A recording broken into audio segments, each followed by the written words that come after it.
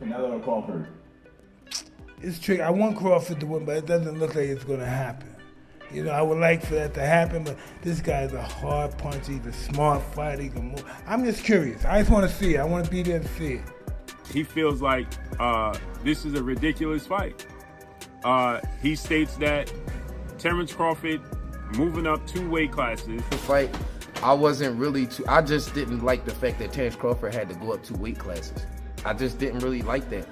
Mike Tyson shares his blunt view on Terence Crawford stepping up to face Canelo Álvarez. Tyson says Crawford doesn't need to take this fight because he is already a legend with nothing left to prove. He explains that moving up against a naturally bigger fighter is risky and could damage Crawford's legacy instead of enhancing it. For Tyson, weight classes exist for a reason, and ignoring them tilts the odds heavily. While he respects Crawford's talent, he insists the smarter move is to protect what he has already achieved. I just don't think it's a good idea. You know, I don't think, what would he have? I don't know. I just don't think it's a good idea. People have done things crazy like that before. He just say he doesn't have to do it. He doesn't have to do it. You posted the other day, there's a picture of you in a Rolls Royce, and you said, the quote is, "I can't remember how many of these I gave away." Canelo Crawford. It's tricky. I want Crawford to win, but it doesn't look like it's going to happen. You know, I would like for that to happen, but this guy's a hard puncher. He's a smart fighter. He can move. I'm just curious. I just want to see it. I want to be there to see it. Because listen, there's been upsets like that before. You know, Henry Armstrong, 124 pounds, he beat the 146-pound champ. So, you know, you never know.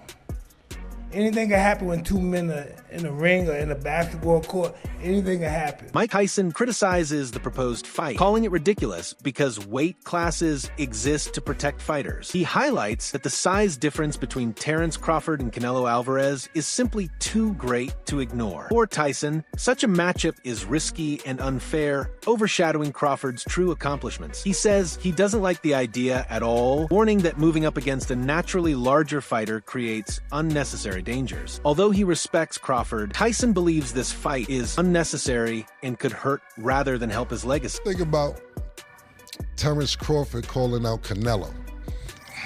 You know, I don't like that fight. Why not? I don't like that fight. It's just too much weight, you know, and he had a close fight with the last guy he fought, Terence, because this guy was big and he was awkward. He was really awkward. He shouldn't have fought that guy. He should have fought a guy that was just come straight at him. The guy was too awkward. He's herky-jerky. Yeah. One of them. Yeah. See, it's a missing art. 9 wins by way of knockout. And Mike Tyson, he feels like this is a ridiculous fight.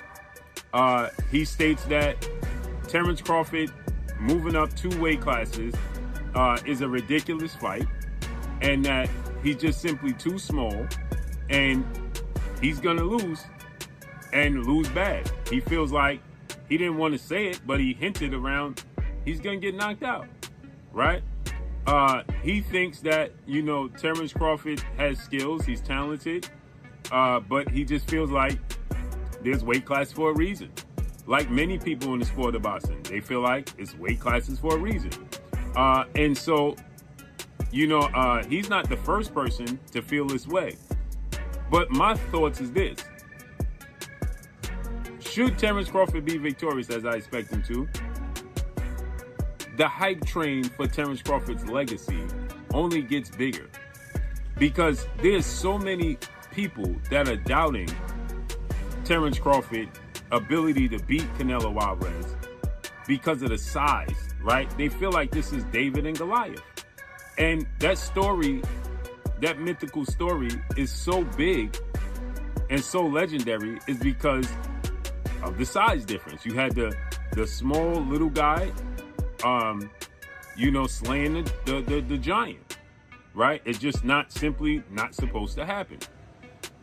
And so this just bolsters the myth of Terence Crawford. Daoud Bey, a respected figure in boxing, shared his perspective on how Terence Crawford and Canelo Álvarez prepare for their biggest fights. He compared the sparring environments of both fighters, emphasizing the intensity, variety, and consistency in their training camps. According to Bey, Canelo has long surrounded himself with sparring partners who mirror the style of upcoming opponents. His team carefully designs sessions to expose weaknesses and prepare for different scenarios. Crawford, on the other hand, builds his reputation on adaptability and sharp technical adjustments. But Bey questioned whether his sparring truly reflects the challenge of moving up in weight to face a seasoned and naturally larger champion like Canelo. He made it clear that he does not support Crawford moving up 2 weight divisions. In his view, Crawford has already done enough to be celebrated as one of the greats of this generation. He is undefeated, a multi-division champion, and widely respected for his dominance and skill. Bey, taking on a fight where the size difference is so extreme adds unnecessary risk to Crawford's legacy. He stressed that fans already love Crawford for his achievements,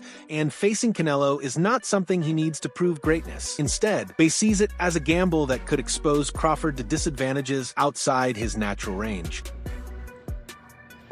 Well, Canelo got a world champion right now in his camp with him with Boots. Well, Boots vacated. Shakur, though. Yeah, well, I don't know how much Shakur adds to this. He's a southpaw, and he's a smaller guy. I think that's just sharp brain. That's like if Boots was boxing Celine.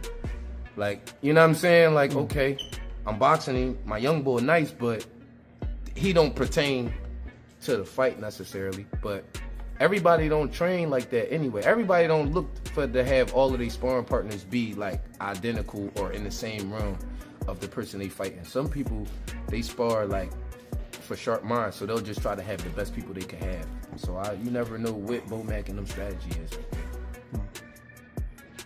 As far as stylistically, who do you feel like has the advantage heading into that? Well, I'm just looking at the sparring partners. From the sparring partners? Yeah. I think Boots not the same as Terence Crawford, right? But I think he has athleticism, and he's a switcher, and he'll kind of go off for the playbook to do his thing. I think mind state-wise, I think Boots is a big help. The guys that Crawford got in there, because Mr. Martinez cracking. No, he punching. That's what I'm saying. It's like, I feel like, bro, I don't know who got the best of that. You ever seen Darrell Valsaint? I have. You know, I'm a Haitian boy, so you know what I'm saying. But it's just hard. It's hard to,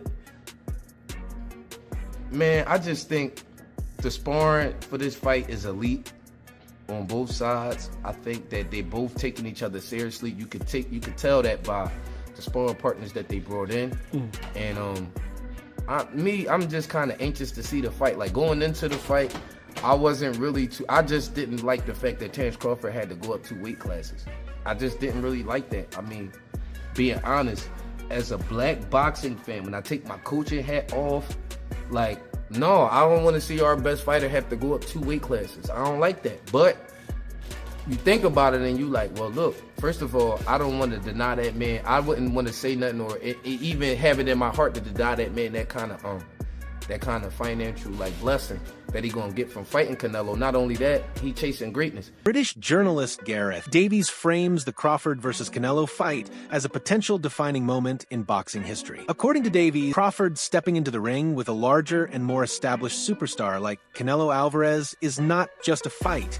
It's an opportunity to cement his place among the all-time greats that he explains that every legendary fighter faces a moment where their skill, courage, and ambition are tested. For Crawford, this could be that pivotal point. By taking on Canelo, Crawford has the chance to silence critics who question the depth of his resume. The fight, in Davies' view, is about more than weight and size. It's about legacy and how champions are remembered. Davies acknowledges the enormous risk, noting that a loss could tarnish Crawford's flawless record. He also highlights that these are the challenges that elevate fighters into icons. Champions remembered not just for victories, but for the courage to take on the toughest possible tests. The levels that he's gone through, the weights that he's gone through, and the opponents that he has been in with, he's come up short against a couple.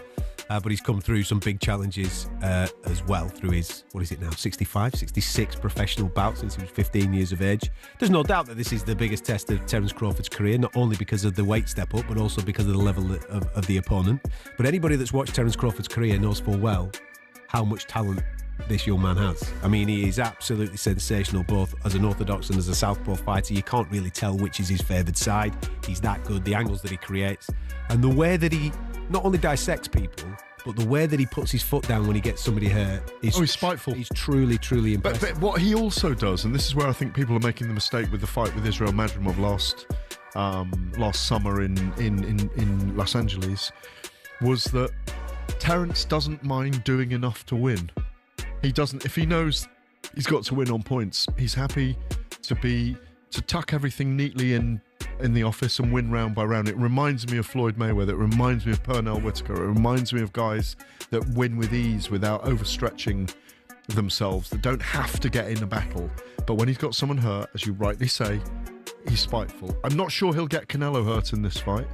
But if his timing and his movement are on, the slightly slowed Canelo, who likes to load up these days, could find himself frustrated by Terence Crawford. Yeah, and there's also the aspect of when he is behind. I mean, we've all seen that famous clip where he's fighting Sean Porter. Somebody sells him ringside. They've got him down on the cards. He goes through the gears and stops Sean Porter in the very next round. There's also that element to him. He's brilliant. He's absolutely brilliant. But he's also fighting someone that's equally as brilliant. A very different type of style, Canelo. And a fan favourite.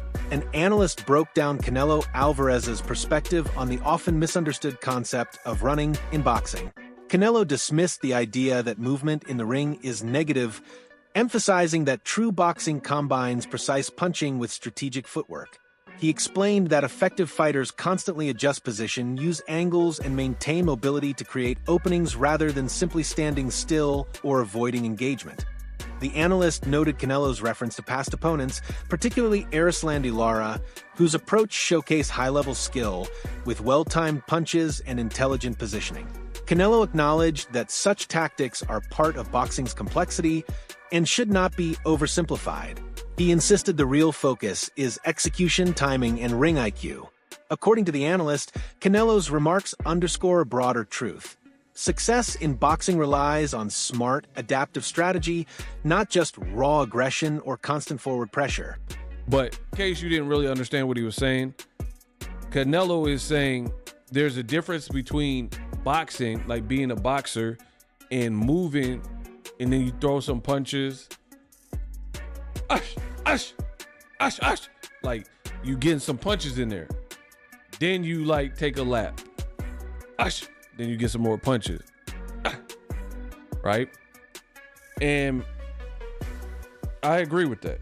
I agree. Like, my thing is this.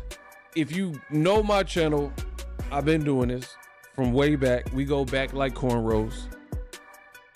I have never really been big on this whole, like, running language. Like, I don't, because you got to understand, old media, they were the ones that came out with this whole running charade, and I don't like it because it was initially used to, like, maim and marginalize oftentimes black fighters and Cuban fighters.